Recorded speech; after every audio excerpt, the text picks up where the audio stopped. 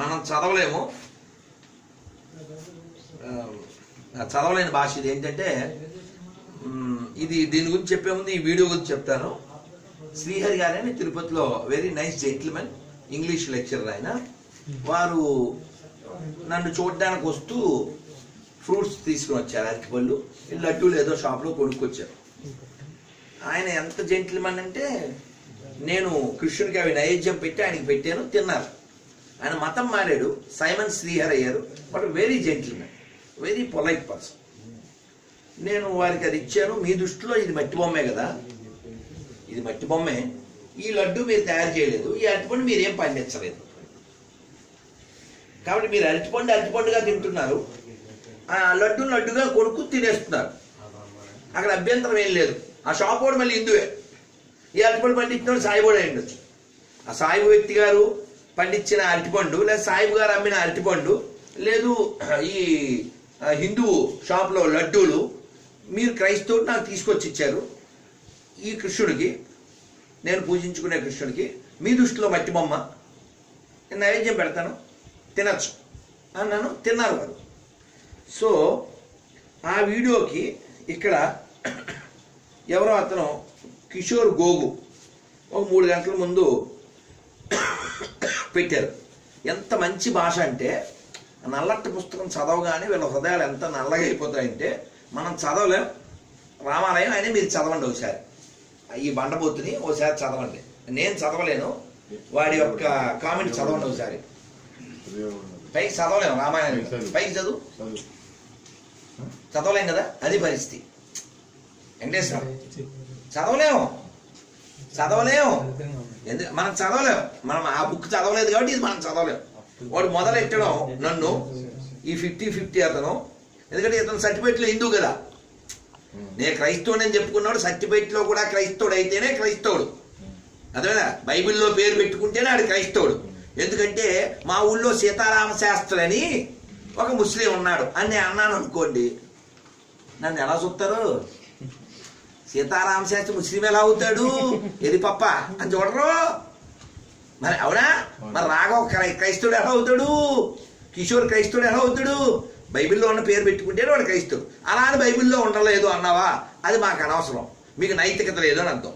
ఇతను 50-50, నువ్వు అటన్నా ఉండు ఇటన్నా ఉండు, నువ్వు అటు ఇటు కాదుగా, అందుకని 50-50 అని అనకండి. పాపం ఆ చెక్కలో ఏదో రైల్లో వచ్చి ఏదో తినేసి వెళ్ళిపోతున్నారు, వీళ్ళు కొంపల దగ్గర కూర్చొని పంప చేస్తున్నారు. ఈ గోగు ఏమంటున్నాడంటే, ఒరే ఇంకా బూతు మన పదాలు, మీరు వీడియో చూసి చదువుకోండి, మేము చెప్పలేము. ఇది పరిశుద్ధ భాష, అశుద్ధ భాష. బైబిల్ అప్పటి పరిస్థితులు బట్టి రాసింది, కానీ ఎప్పటి పరిస్థితులు వేరు. అంటే బైబిల్ ఎప్పటి పరిస్థితులు పనికిరాదు. ఏదైనా చప్పట్లు కూడా బూతులు వాడినా కూడా మంచి మాట చెప్పాడు. గోగు నీకు తినిపించాలో పోగు, నువ్వు కాగు. ఓకే, విషయం ఏంటంటే, ఇప్పుడు వీళ్ళ పుస్తకంలో ఏం రాసి ఉందంటే, జంతువులు తినచ్చని దేవుడు చెప్పాడు. మిలిటరీ వాటర్ మెనూ అంతా ఉంటుంది, మీరు కావాల్సి చూసుకోండి. మిలిటరీ వాటర్ ముందు తలకాయ కూర అవన్నీ రాసి ఉంటాయి, తెలుసా మీకు? ఏముంటాయి, నేను చాలా బొట్టి ఏవో రాసి ఉంటాయి కదా, నేను రోడ్డు మీద వెళ్ళేటప్పుడు చూసా, బొట్టి తలకాయ కూర ఏవో ఉంటాయి రోడ్డు మీద, అవన్నీ ఉంటాయి ఇందులో. సరే, వాళ్ళు ఏమన్నా తినచ్చో, వాళ్ళు దేవుడు చెప్పాడు కాబట్టి అది మనకు అనవసరం. కానీ మనకి మన పుస్తకాల్లో ఇలా జంతువులు తినమని చెప్పలేదు.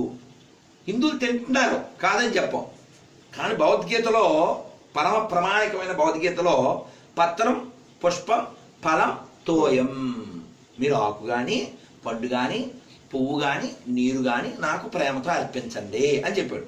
కానీ వీళ్ళ పుస్తకంలో చాలా క్లియర్గా మీరు గొర్రెని కోసి నరికి ఆ రక్తాన్ని జల్లి దాని మీద ఒక వాటర్ వేసి వాటర్ పోసి దాని మీద ఒక అగ్గిపుల్ల ఎత్తే ఆ కంపు నాకు ఇంపుగా ఉండు అని చెప్పాడు. నేను చెప్పలేదు, అందులో నేను చెప్పలే.